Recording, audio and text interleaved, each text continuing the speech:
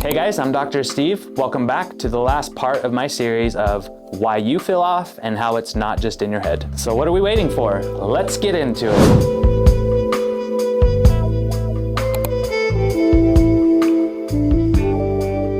So today we're going to talk about how to start feeling good again without having to completely overhaul your life. Most people don't need a detox or a diagnosis. They just need regulation. And let me tell you what I mean by that. The biggest mistake most people make is trying to fix everything all at once.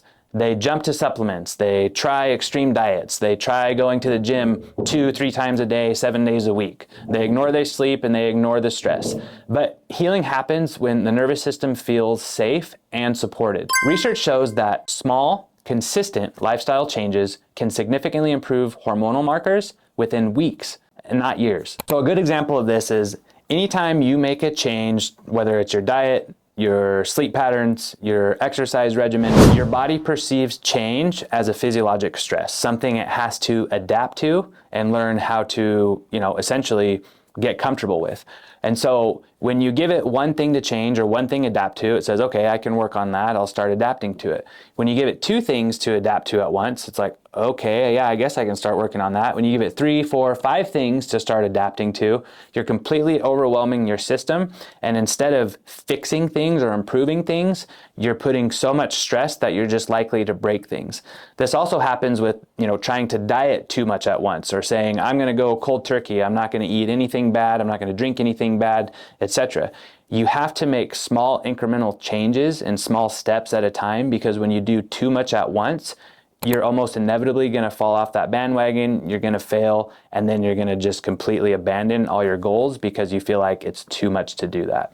And so my best advice is live by the 80-20 rule, especially when it comes to your diet. 80% of the time, eat what you know is good for you. 20% of the time, eat what you love and what you like to eat. That way, you're not completely restricting yourself from enjoying those things that you love, while constantly actually improving your 80% of your diet to eating healthy. So let me give you guys an example of something simple to start with. So here's where you can begin. I want you guys to eat about 60 to 90 minutes within waking up so that you can stabilize your blood sugar and break that fast that you've had all night while sleeping. You need to get your morning sunlight to regulate cortisol timing. And like we talked about, if you live somewhere where the sun doesn't shine, get a happy lamp on Amazon, make sure that your body feels that sunlight. You need to prioritize sleep timing over sleep perfection. So what I mean by that is we talked about how studies show that anything less than 7 hours a night presents health risks, anything more than 9 hours a night presents health risks. So you want to really be aiming for that 7 to 9 hours of night of sleep. But more importantly, research has shown that it's really essential to get consistent timing. So go to sleep at the same time every night, wake up at the same time every morning than it is to get the 7 to 9 hours. So get your 7 to 9 hours of sleep, make sure you're going to bed on time, getting up around the same time. That helps your body get into a natural rhythm, a routine, the circadian rhythm flows, your hormones are flowing, all things are good. Make sure that you guys are moving. You need to move your body some way every single day. Sometimes I know people live in parts of the country or world where, it's not necessarily ideal environmentally to get outside and do things like walk. But if you're inside, do some air squats, move your arms, kick your legs, do some toe touches. I mean, anything to get your body moving, 5, 10, 15, 20 minutes a day, just do it. You absolutely need it. So today's world is full of stimulants. We've got energy drinks, we've got coffee, we've got everything in between and, different versions of the stuff. We think that instead of addressing our fatigue by getting more sleep and improving our nutrition, exercising, things like that we just can throw more caffeine on it.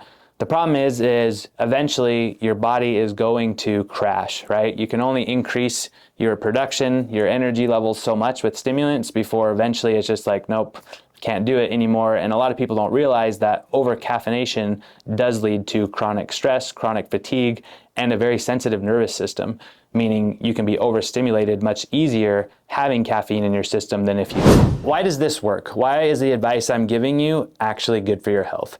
These habits will lower your baseline cortisol. They'll improve your insulin sensitivity, preventing things like diabetes.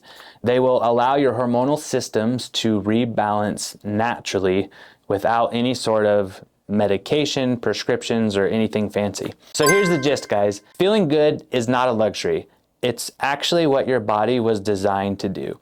You can support your body and it will support you back by helping you feel good. So if you guys want to discuss things in more detail and even see how we can come up with an individualized plan that fits your specific lifestyle needs, give me a call. I'm a real doctor, I have a real degree, and I'll work with you to figure out what we can do to get you dialed in to get yourself feeling as best as possible.